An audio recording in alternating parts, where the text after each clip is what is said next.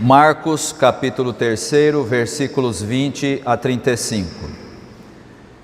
Quando Jesus foi para casa, uma grande multidão se ajuntou de novo, e era tanta gente que ele e os discípulos não tinham tempo nem para comer. Os parentes de Jesus souberam disso e foram buscá-lo, porque algumas pessoas estavam dizendo que ele estava louco.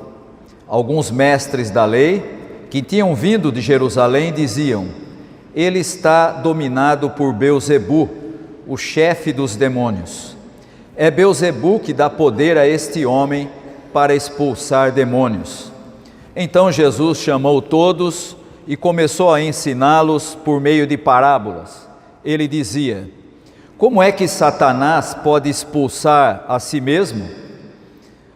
O país que se divide em grupos que lutam entre si, certamente será destruído. Se uma família se divide e as pessoas que fazem parte dela começam a lutar entre si, ela será destruída. Se o reino de Satanás se dividir em grupos e esses grupos lutarem entre si, o reino não continuará a existir, mas será destruído. Ninguém pode entrar na casa de um homem forte e roubar os seus bens, sem primeiro amarrá-lo. Somente assim essa pessoa poderá levar o que ele tem em casa. Eu afirmo a vocês que isto é verdade. Os pecados que as pessoas cometem ou as blasfêmias contra Deus poderão ser perdoados, mas as blasfêmias contra o Espírito Santo nunca serão perdoadas, porque a culpa desse pecado dura para sempre. Jesus falou assim porque diziam que ele estava dominado por um espírito mau. Em seguida, a mãe e os irmãos de Jesus chegaram. Eles ficaram do lado de fora e mandaram chamá-lo. Muita gente estava sentada em volta dele e algumas pessoas lhe disseram: escute, a sua mãe e os seus irmãos estão lá fora, procurando o Senhor. Jesus perguntou: quem é a minha mãe? E quem são os meus irmãos? Aí olhou para as pessoas que estavam sentadas em volta dele e disse: vejam, aqui estão a minha mãe e os meus irmãos, pois quem faz a vontade de Deus é meu irmão, minha irmã e minha mãe.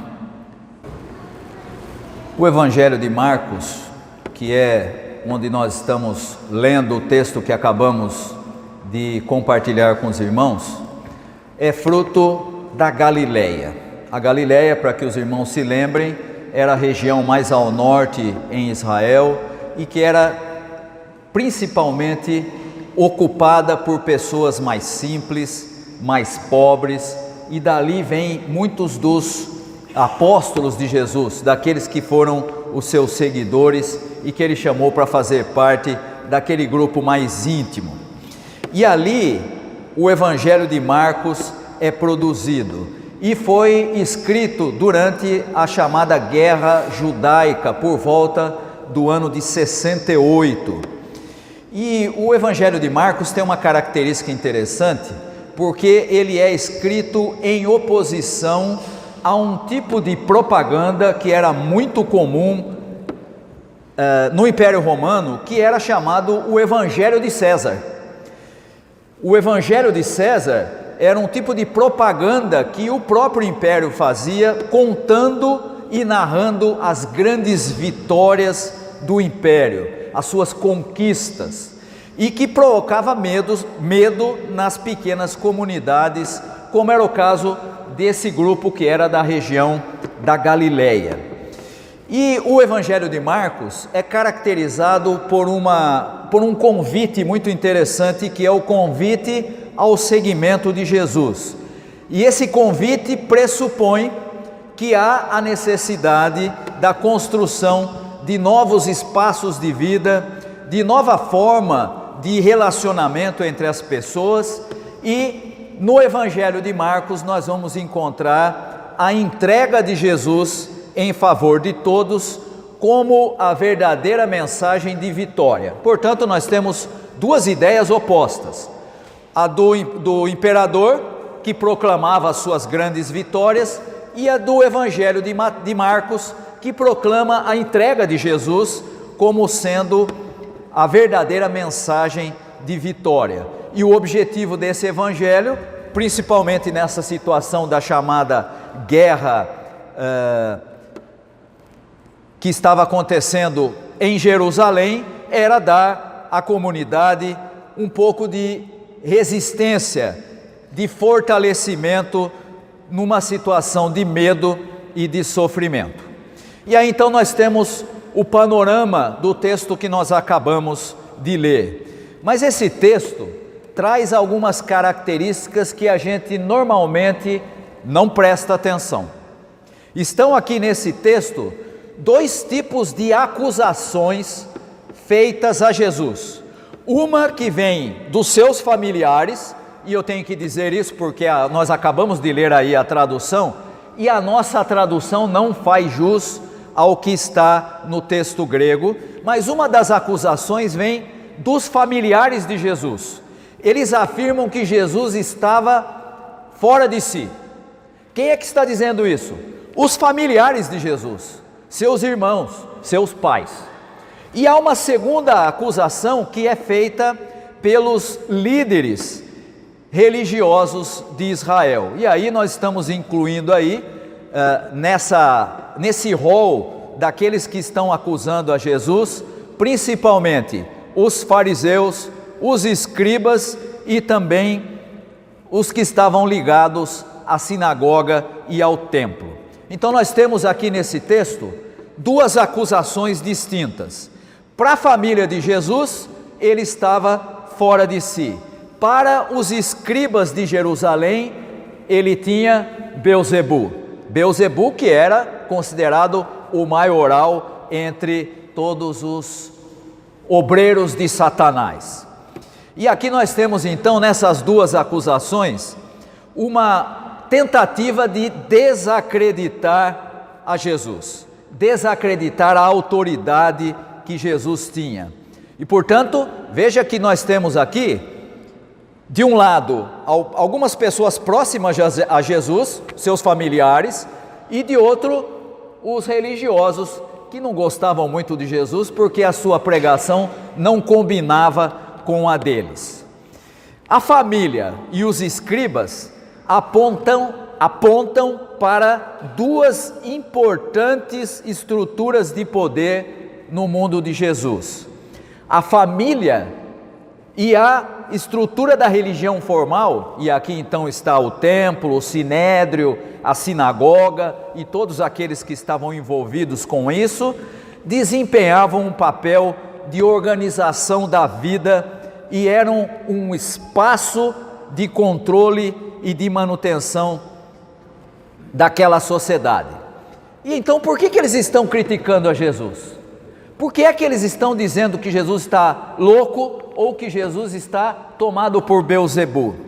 E aqui nós vamos entender de maneira muito clara por que Jesus causava tanto problema para aquelas pessoas que estavam habituadas com uma forma de ser, família, com uma forma de ser religião. No conflito com a família, nós vamos encontrar Jesus não atendendo à solicitação da sua mãe, nem dos seus irmãos e nem das suas irmãs. Quando Jesus é alertado que eles estão lá e estão procurando, ele diz: quem são os meus irmãos? Quem são as minhas irmãs? Quem é a minha família? A minha família é formada por aqueles que fazem a vontade do meu Pai. E aí você pode dizer assim: puxa, mas Jesus está renegando a sua família? Não, Jesus vai dar um novo significado para a família. No conflito com os representantes da religião oficial, Jesus também mostra que a relação entre aqueles que querem seguir a vontade de Deus precisa ser diferente. Ou seja, aquele modelo, aquele padrão da religião não servia mais. Era preciso criar uma nova forma de relacionamento entre as pessoas, um novo espaço de vivência religiosa.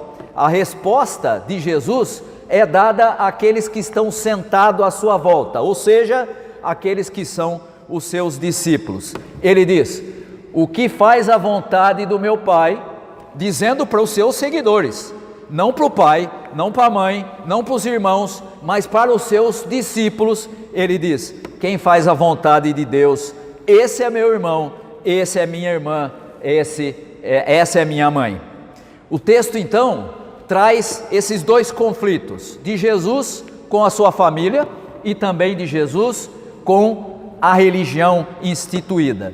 Mas a gente poderia dizer: mas ficar só nisso, Jesus está criticando a estrutura. Mas ele vai mais além e ele propõe a superação desse conflito. Há aqui no texto o enfrentamento dessas duas instituições que eram fundamentais para a vida das comunidades da época, a família e a religião. As duas, o texto diz isso, as duas tentam desacreditar e desautorizar Jesus, dizendo que ele é louco ou que ele está tomado por Belzebu. Mas vem no texto também a superação desse conflito, e a superação é justamente o discipulado, o sentar-se aos pés de Jesus e aprender com ele, e aprender aquilo que ele veio ensinar da parte do Pai. E aí, com essa situação das pessoas sentadas em torno de Jesus, ele cria um novo espaço de vivência da fé e uma nova família. Mas quer dizer que aquela família tradicional não vale mais? Quer dizer que aquela religião tradicional não vale mais? O que nós encontramos nesse texto é Jesus trazendo novas estruturas baseadas na vontade de Deus. E você pode dizer assim: mas espera aí, pastor, e a família que já vinha de séculos? Se você olhar no Antigo Testamento, já existia uma estrutura da família, de fato. Mas olhe para a família no Antigo Testamento. O que é que você vai encontrar lá? Você já leu textos do Antigo Testamento onde você encontra familiares. Como ela era estruturada? Você tinha o patriarca, chefe da família, a sua mulher, que só tinha uma função: dar a ele filhos, de preferência filhos homens. Quando era filha mulher era um problema, porque essa filha ia se casar com alguém de outra família e ela passava a fazer parte da outra família. Portanto, o que o patriarca queria era uma mulher que lhe desse filhos homens, para que esses filhos se casassem com as filhas de outras famílias e essa família fosse cada vez maior. Você tem uma estrutura da família centrada na figura do patriarca. É ele quem manda, ele decide a vida da mulher, ele decide a vida dos seus filhos, a mulher tem que ser subordinada a ele, as filhas são subordinadas à mãe, os filhos são subordinados a ele, e o filho primeiro, ou primogênito, é mais importante do que o que vem depois. Então você tem uma estrutura que você conhece muito bem como uma estrutura hierárquica. Esse manda nesse, que manda nesse, que manda nesse. Essa era a estrutura da família no Antigo Testamento. Não muito diferente do que você encontra hoje em muitas famílias das igrejas. Uma estrutura de cima para baixo. Tem quem manda, tem quem obedece. Não é assim? Pois é, aí vem Jesus e diz: olha, a minha família não é aquela composta no Antigo Testamento pelo patriarca que manda na mulher, que manda nos filhos, a mãe que manda nas filhas, e nem o filho primogênito que é mais importante que os outros. A minha família é formada por quem? Por quem faz a vontade do meu Pai. E portanto o que Jesus faz aqui é trazer uma nova estrutura de família. E antes que você pense assim: o pastor está dizendo que a família não pode ter disciplina. É claro que pode e precisa, mas a estrutura da família precisa estar baseada não na autoridade do pai, da mãe, do filho, ou seja lá de quem for, mas em fazer a vontade do Pai. Isso significa, nós passamos a ver os nossos pais, os nossos filhos, os nossos irmãos de outra forma. Eles são bênçãos de Deus colocadas em nossa vida para que nós cresçamos juntos seguindo a Cristo. Não é ele que tem que ser obediente a mim porque eu sou o chefe da família. Essa estrutura hierárquica, embora seja impossível de desaparecer, porque alguém tem que ter o poder de decisão, ela não combina com a estrutura proposta por Jesus. A estrutura proposta por Jesus é baseada nos valores do reino de Deus. E aí então, numa família, embora todos tenham a sua função, o pai é aquele que normalmente, hoje em dia muito menos, mas antigamente o pai era aquele que era o provedor. Hoje em dia já não é mais assim. Muitas são as famílias em que o pai precisa da mãe para poder prover aquilo que a família necessita. Isso quando não há participação dos filhos. E chega uma época da vida que às vezes os pais são sustentados pelos filhos. Mas espera aí, você inverteu a lógica? Pois é, a vida é dinâmica e vai mudando, e aquela lógica que a gente aprendeu nem sempre funciona na prática. Quem aqui já não passou por situação em que ficou desempregado, perdeu algum investimento ou coisa do tipo, e lá vai a gente ter que depender do parceiro ou da parceira? Por quê? Porque não tem mais como ser aquilo que era o plano inicial. Pois é, Jesus está dizendo, isso tudo é irrelevante, quem manda, quem deixa de mandar, isso tudo é irrelevante. O que você precisa é ter um relacionamento dentro da família em que predomine fazer a vontade do Pai. Isso é fundamental. Essa é a família que agrada a Deus. E aí eu tenho que dizer para você, não sei se você já viu, há um tempo atrás se tornou... Aqui em Vitória eu não cheguei a ver isso, mas quando eu estava no interior de São Paulo, começou a aparecer na cidade, nos carros, o pessoal colocava um cromo, aí tinha assim, um hominho, uma mulher, um menininho, uma menininha e um cachorro. Eu falei, já sei quem é a família desse sujeito aqui, É o pai, a mãe, o filho, a filha e o cachorro. O outro não tinha o cachorro, mas tinha o gato. O outro não tinha nada. Então vai dizer, isso aqui não gosta de animais, E você sabia qual era a estrutura do dono daquele carro? Papai, mamãe, filhinho, filhinha, muito bem. Essa é a estrutura tradicional de uma família. É ainda assim nos nossos dias? Não. Tem família que a criança é criada pela avó. Tem família que a criança é criada pelo ex-marido da mulher de quem ele já se separou, e ele não é filho do pai, desse pai adotivo, era filho da mãe com outro, e quem cuida dele é o pai que já se separou da mãe. E aí você vai dizer, não está errado? Não, porque a família que agrada a Deus, qualquer que seja a sua formação, é aquela que segue os valores que Jesus está ensinando. E quando ela faz isso, ela está mais próxima de Jesus do que qualquer família tradicional com papai, mamãe, filhinho, filhinha e cachorro, e em que um manda no outro e um é superior ao outro. Quando você tem uma hierarquia, você não tem a presença da vontade de Deus. Uma família, nesse padrão que eu acabei de dizer, completamente desestruturada, fora do padrão, que adote os valores de Jesus, está muito mais próxima dele do que qualquer uma família tradicional que exige aquele sistema de cima para baixo. Mas há uma segunda crítica a Jesus, que é da religião. A religião também tinha os seus espaços de vivência da fé, o templo e a sinagoga. E o que é que Jesus encontra quando ele vai para o templo? Lembra lá do texto? Ele entra em Jerusalém, é aclamado pelas pessoas, e quando ele chega no templo, o que ele faz? Expulsa todo mundo de lá e fala, vocês estão fazendo da casa do meu pai um mercado. trocaram o que deveria ser a casa da oração, o lugar da comunhão com Deus, por uma fonte de lucro.